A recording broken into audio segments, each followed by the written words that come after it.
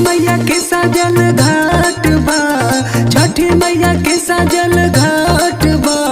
हे सैया जल्दी से चले और करेला देर होत बा।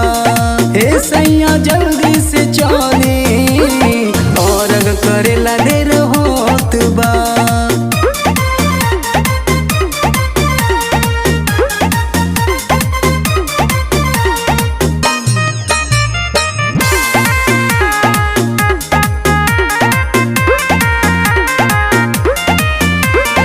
राकत नदिया के सजल छठी घाट बा, भक्तन के भीड़ लागल बहुत परम्पार बा। राकत नदिया के सजल छठी घाट बा, भक्तन के भीड़ लागल बहुत परम्पार बा। हे सैया जल्दी से चले और करेला देर होत बा। हे सैया जल्दी से चले और करेला देर होत बा। छठी मैया के साजल घाट बा, छठी मैया के साजल घाट बा। हे सैया जल्दी से चले और करेला देर होत बा।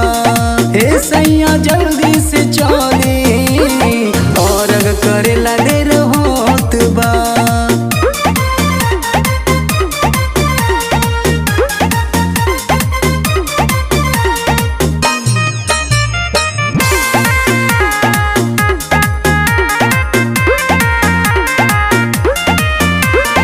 अगला बरस नहीं अइला तू सैया, बहनी उठावा चला छठी के घटिया।